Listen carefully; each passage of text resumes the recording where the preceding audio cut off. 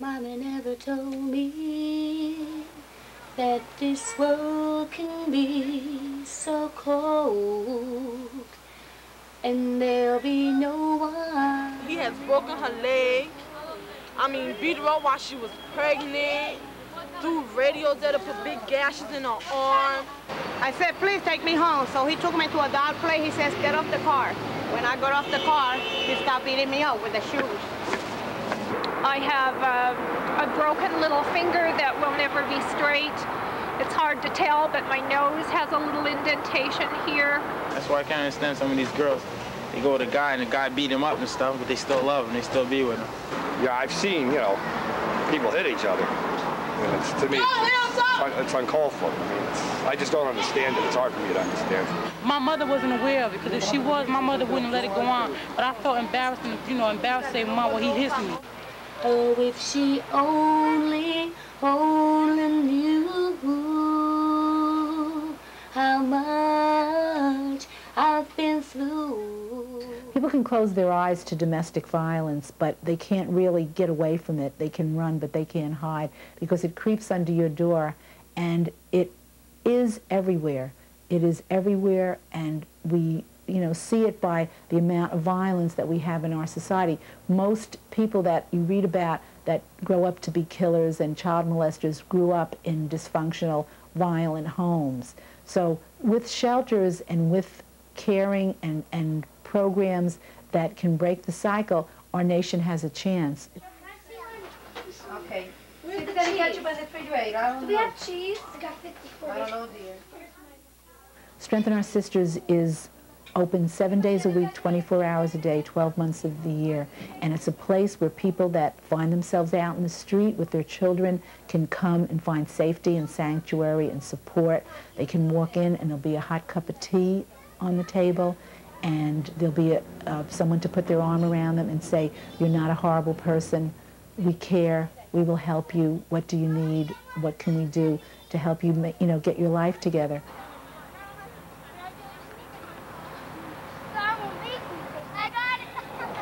I got to the point where the last 2 years of my marriage, I slept with a 14-inch slicing knife in between my mattresses. Slept with a baseball bat in every single corner of my room.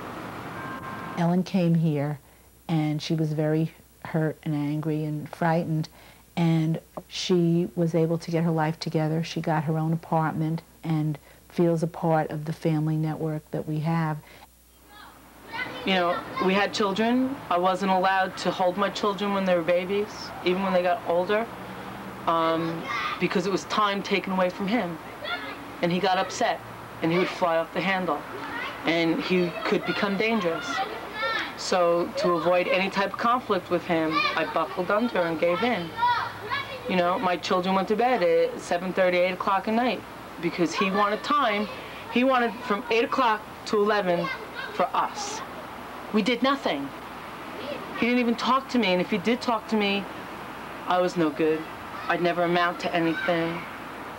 You're useless. If it wasn't for me, you'd be nothing. Are you doing good in school? I know what 10 times 10 is. What? Easy 20. If it wasn't for this place, or for me coming here, thank God giving me the courage to come here, and for the staff and the clients, the support of this place, I don't know where I'd have been. I might have been dead. Serious, because that's the road I was heading. Star is different in that nobody would take her because she had a drug problem. She was an addict, and she was homeless, and she was also battered, and most shelters, or a lot of shelters, don't take anybody that has drug problems, but we try to give people a chance. This place, what makes it different is it's like a family. It's not like a shelter. It's, I don't know how to describe it. It's a family, and staff is always there for you, because I remember when I went to staff and I told them I really needed help, and this was hard to even get yourself to say that to a person, and they were there for me.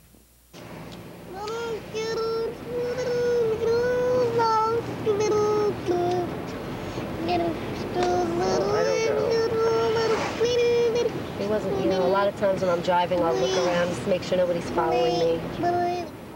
And then there's Lena, who came to the shelter many, many times. She has 4 little children, and she used to come in the middle of the night when we had our small shelter, and she would come in and her kids would wreck the shelter and smash crayons into the rug or nail polish remover, and then she would go back.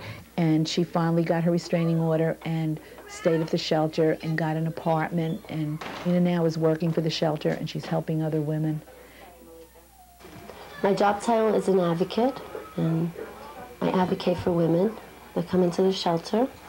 I help them through the court system when they need court assistance in obtaining restraining orders, final orders. I can give them advice on, what I know through the domestic violence manual. I'll help them go through the welfare system if they're not on. I also talk with women, and we share experiences and try to empower them as best we can. This is the way they are. When a woman first comes, the person that's on staff does the first 3 pages of the intake, which is the basics, and then Catherine, who's the counselor, comes in within 24 hours and does a psychosocial, which talks about the medicine that she's taken, if she's had breakdowns, if she's been in hospitals, or what emotional kind of situation she's gone through.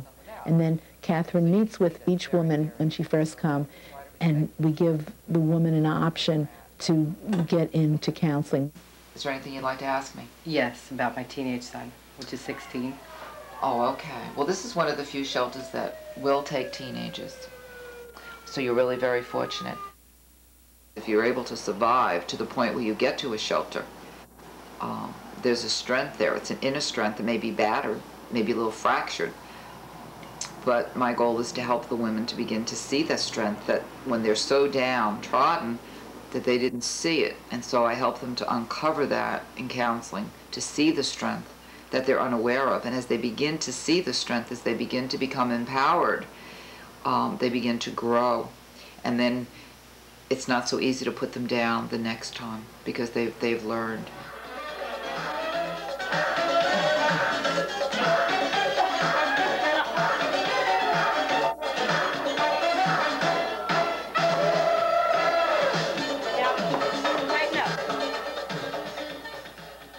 We've done so many wonderful things. We have a GED program, we have job training, we have legal advocacy, we have social service advocacies. We help people with every aspect of their life, with counseling, with parenting, with everything. And we have a 7-day-a-week, 24-hour-day operation, and we have a staff of only 10 people. We're working to set up self-owned businesses that will be run by the women, and they'll be run out of this church that we have just rented, which will be a thrift store and an antique store and a place where we're going to teach silversmithing and goldsmithing and have an answering service and have a child care services that will be just run out of there. Any business that a woman wants to set up, we will work with her and help her establish it. I need help with one. Amnesty sent to Greg. Okay, Barbara. What's up? There are a lot of men involved. There's one man, Greg, who's a volunteer, and he works 5 days a week, and he runs the advocacy program. I go to court myself with the women to represent them in their best interest, to get them wherever they have coming to them. Housing for them from their ex-spouse, rent paid for, mortgages paid for, medical expenses, support payments, anything that can help the clients themselves. I hate abuse, I hate domestic violence, any way you look at it. It's wrong. Sexual, mental, physical abuse is out of the question. Nobody deserves to be hurt. Women come to the shelter from all walks of life, all nationalities, all socioeconomic groups. But the one common bond they have is that they all feel that it was their fault, and they all, most of them, want to make a better life for their children, and that's where we come in. Because in the hand is tremendous things. There's energy.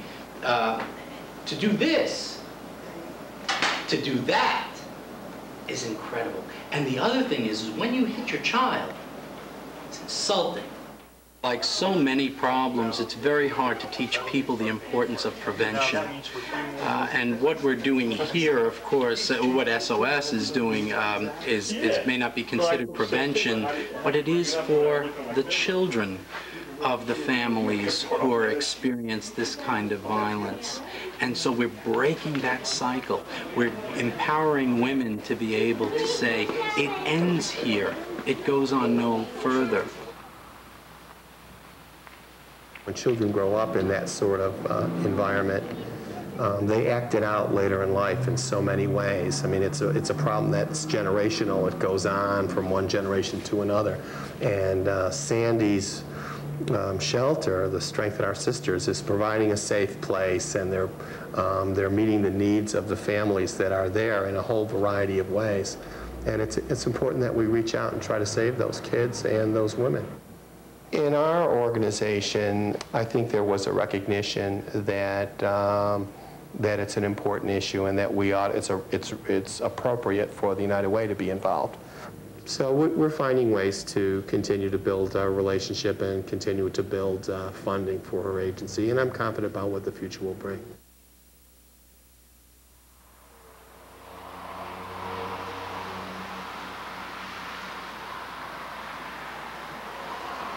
I think we have a really good track record. I had started the first shelter for battered women in my home in 1970, and we've grown tremendously.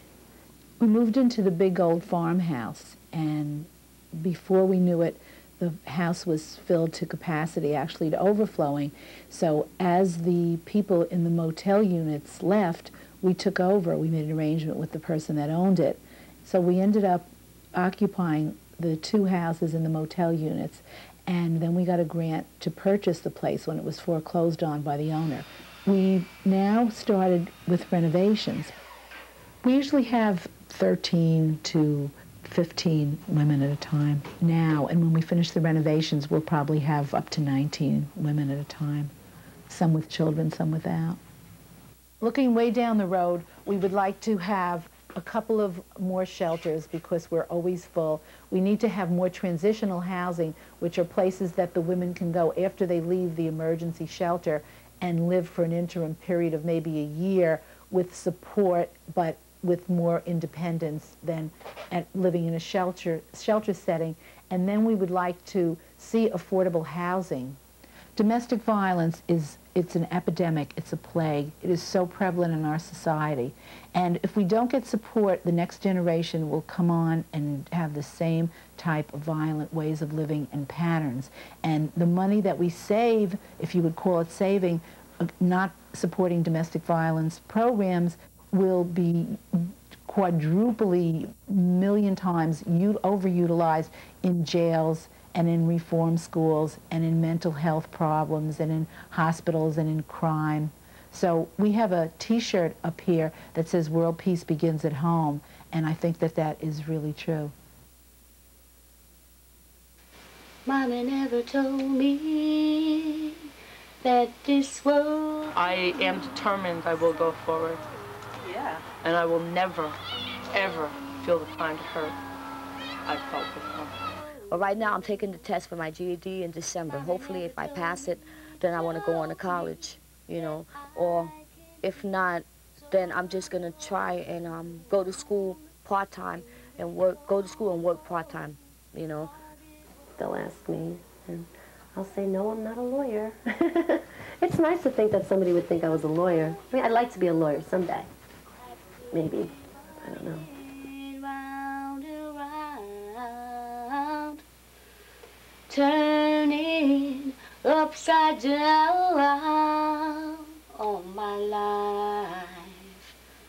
Mama never told me when I got to a certain age that I would begin to change and see.